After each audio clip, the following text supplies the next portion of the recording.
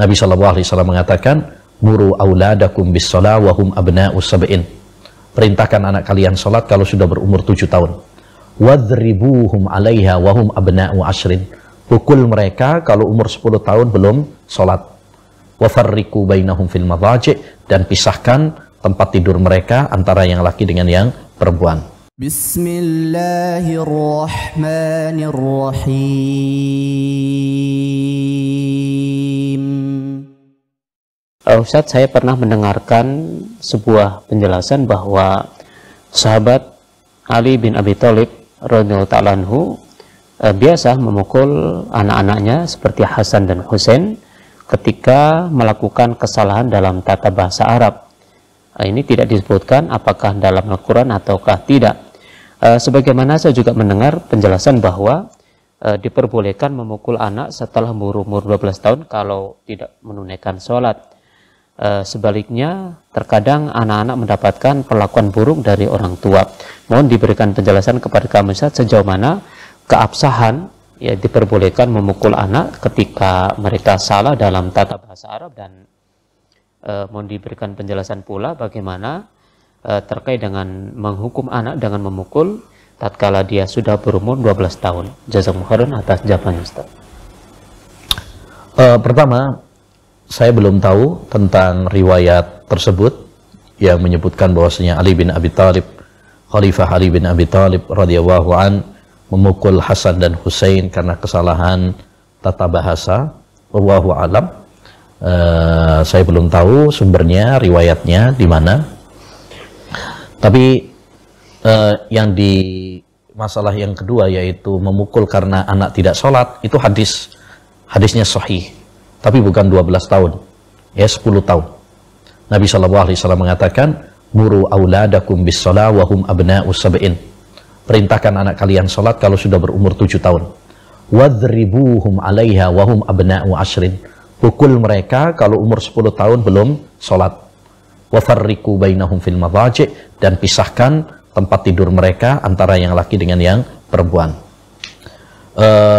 Jadi memang diperbolehkan bagi orang tua ya untuk mukul anak dalam rangka mendidik. Itu diperbolehkan ya dengan hadis tadi. Ya, dengan hadis tadi itu diperbolehkan. Tapi kapan? Kalau umur 10 tahun. Kalau umur 7 tahun belum dipukul. Ya, hanya latihan dulu ya, diperintahkan. Sebelum umur 7 tahun malah lebih-lebih ya, jangan sampai dipukul karena itu belum diperintahkan oleh Nabi SAW. Umur 7 tahun sudah dilatih ya sholat. Tapi kalaupun misalkan nggak sholat, jangan dipukul dulu ya.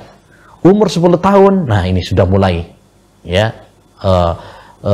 mendidiknya. Kalau memang tidak mau, bisa atau boleh diperbolehkan dengan cara memukul. Itu pun ada beberapa syarat. Ya, ada beberapa aturan-aturan dalam memukul itu. Satu, anaknya ini sudah ngerti kenapa dia dipukul, apa salahnya. Misalkan tadi 10 tahun nggak sholat, ya sudah diperintahkan sholat nggak mau sholat, boleh dipukul. Dan dia tahu kenapa dia dipukul.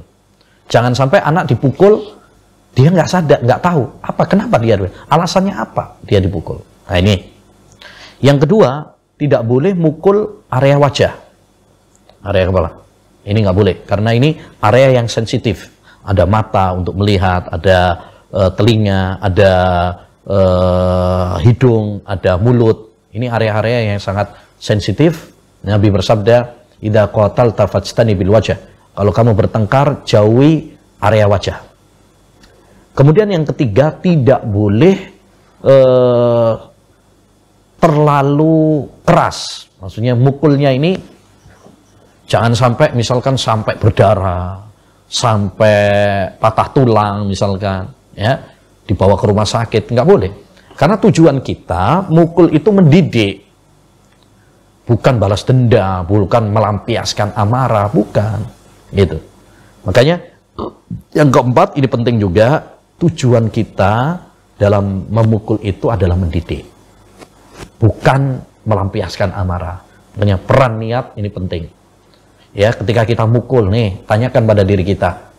Ya, sampai kita ini mukul ini niatnya apa? Apakah betul niat kita karena mendidik ataukah karena emosi?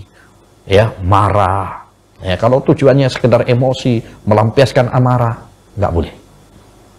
Ya, tidak diperkenankan.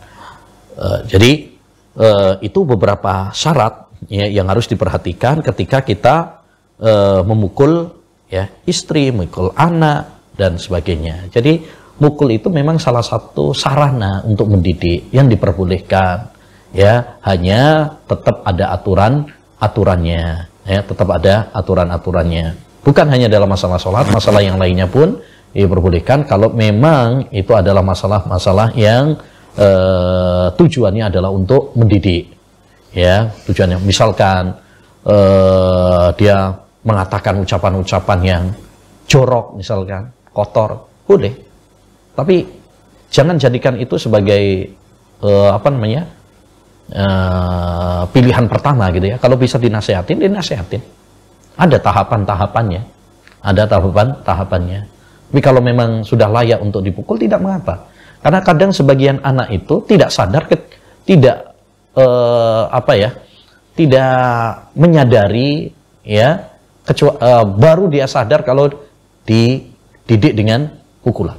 Ya, tapi itu tadi. Jangan kita kemudian alergi terhadap hukuman memukul itu, seperti orang-orang barat sekarang, mereka jauhi memukul ya secara mutlak, ini keliru. Sehingga sekarang banyak murid-murid yang lancang kepada gurunya. Kalau gurunya mukul misalkan, dilaporkan sama polisi, ke polisi. Ya, dengan alasan ini pelanggaran HAM ya dan sebagainya. Tapi juga jangan keterlaluan. Ya, sewenang-wenang bebas dalam mempraktekkan hukuman pemukulan ini juga tidak tepat. Jadi Islam membolehkan memukul kepada anak, ya, pada istri, ya, tapi ada rambu-rambunya. Ya, ada rambu-rambunya. Jika itu tidak terpenuhi, maka berarti kita berbuat dolim dalam memukul tersebut. Wallahu a'lam.